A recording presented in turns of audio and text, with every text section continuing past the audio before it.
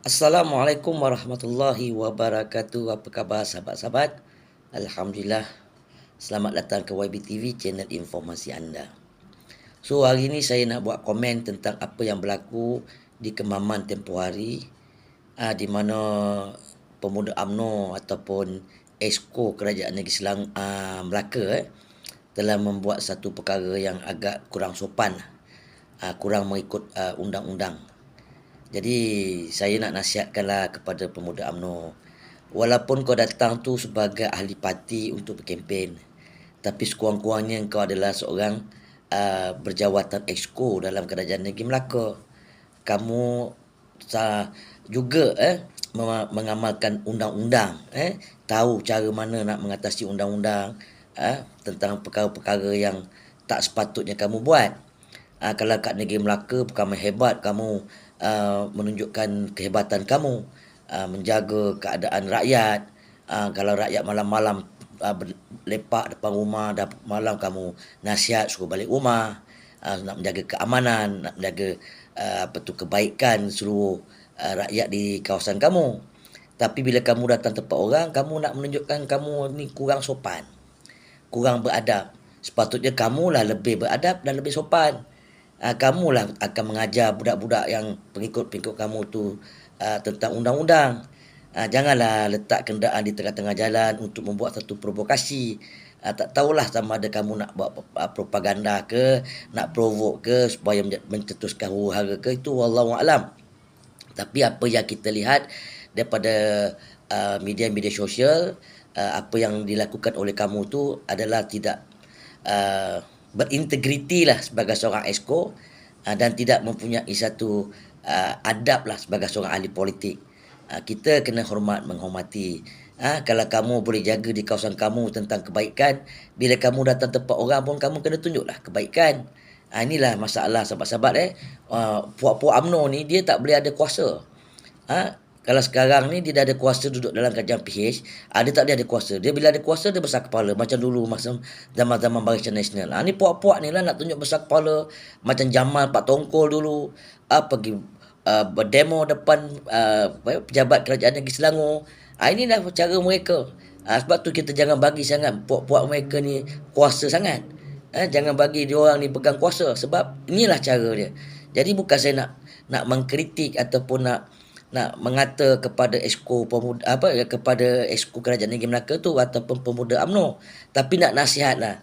Kamu sebagai ketua, kamu sebagai esko yang sentiasa mengamalkan undang-undang, janganlah kamu mengajar perkara-perkara yang tak elok kepada pengikut-pengikut kamu, sebab kamu ni sebagai satu orang idola kepada orang-orang muda. Jadi kalau kamu buat perangai macam gitu, macam mana orang muda nak hormat kepada orang lain? Kita yang kena betulkan perangai orang muda supaya berdisiplin, beradab, kan? Bukan cara macam gitu. Keduanya, nak letak kenderaan tu biarlah letak kenderaan yang tidak mengganggu lalu lintas supaya orang tak marah, kan? Jadi kita orang yang ada nama, terkenal, sekurang-kurangnya tunjuklah tauladan yang baik. Jadilah seorang esko yang berintegriti. Jangan jadi seorang yang macam geng-geng samsing. Bukanlah saya kata kamu samsing, tapi seolah-olah macam kamu ni menunjukkan kamu ni kumpulan geng-geng samsing. Tak baik. Ini nasihatlah saya sebagai orang awam, sebagai rakyat, supaya kamu jangan lakukanlah perkara tu untuk mengajar anak muda berbuat perkara-perkara yang tak elok. Kita kena berpolitik secara matang lah, berkempen secara matang.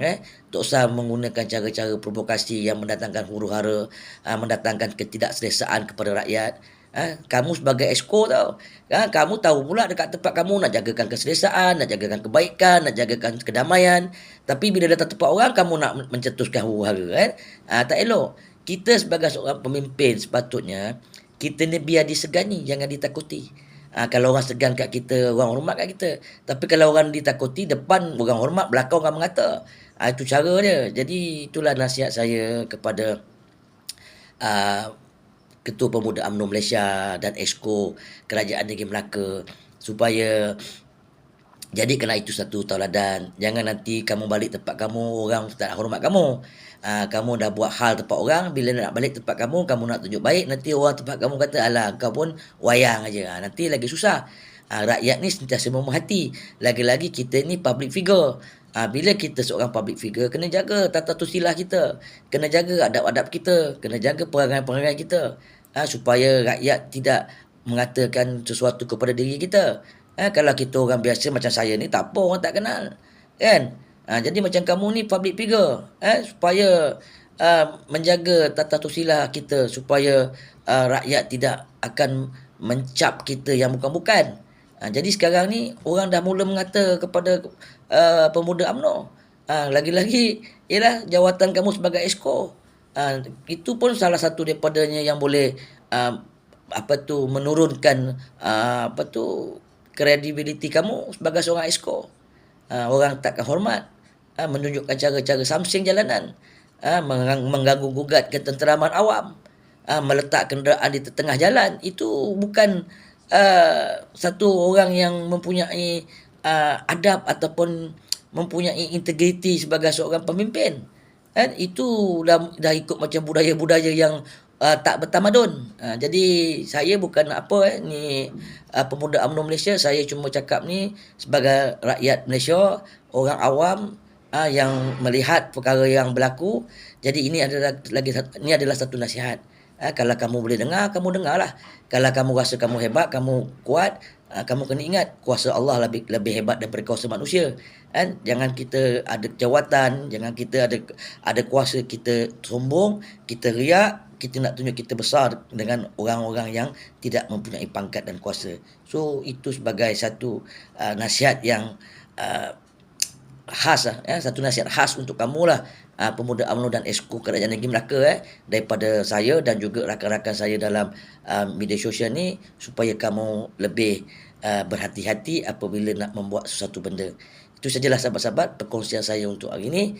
InsyaAllah kita jumpa di lain-lain konten.